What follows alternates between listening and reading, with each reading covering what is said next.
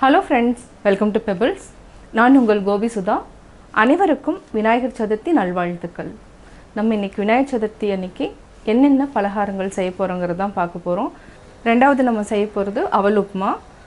இதுவும் என்னன்னா நம்ம ஸ்டோர் பண்ணி வச்சுக்கலாம். ஏன்னா ஃபர்ஸ்ட் டே செய்ய வேண்டாம். அதனால நம்ம ரெண்டாவது வந்து அவல் உப்புமா எடுத்துக்கிறோம். அவல் உப்புமா வந்து என்னன்னா லேஸ் அவல் எடுத்துக்கோங்க. அதை வந்து ஒரே ஒரு டைம் வாஷ் பண்ணிட்டு நம்ம வந்து ஒரு 3 to 5 minutes வந்து சோக் பண்ணிட்டேன்னா நல்லா பஃபி மாதிரி ஆகிடும். அதாவது என்னென்னா புசு புசுன்னு வந்துடும். அதுக்கப்புறம் நம்ம தாளிச்சுக்கலாம். அதாவது வெங்காயம், பச்சை மிளகாய், கருவேப்பிலை போட்டு தாளிச்சுக்கலாம்.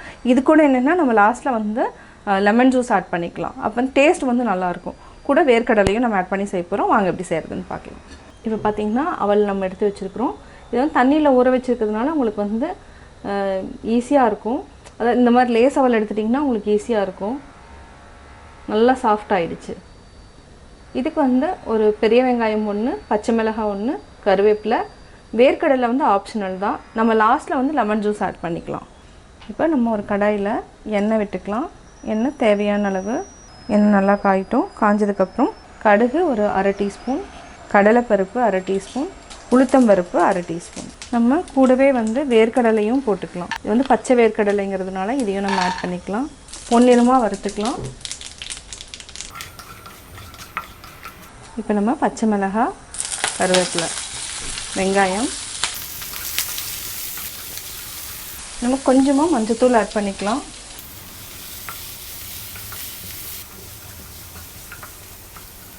இப்போ நம்ம தேவையான அளவு கொஞ்சம் உப்பு ஆட் பண்ணிக்கலாம்.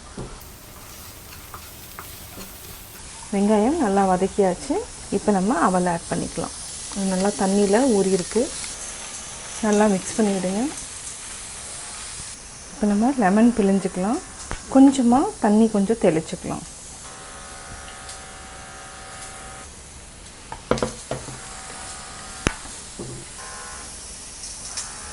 லெமன் பிழிஞ்சுனா கரெக்டாக இருக்கும். இப்போது லெமன் எடுத்துட்டோம். இதுக்கு ஒரு அரை லெமன் எடுத்துருக்குறோம். இது நல்லா மிக்ஸ் பண்ணி விட்டுட்டு இப்போ ரெடி ஆகிடுச்சு. ஆஃப் பண்ணிக்கலாம். ஆஃப் பண்ணிவிட்டு பிளேட்டில் மாற்றிக்கலாம். விநாயகர் சதுர்த்தி ஸ்பெஷல் அவல் உப்புமா ரெடி.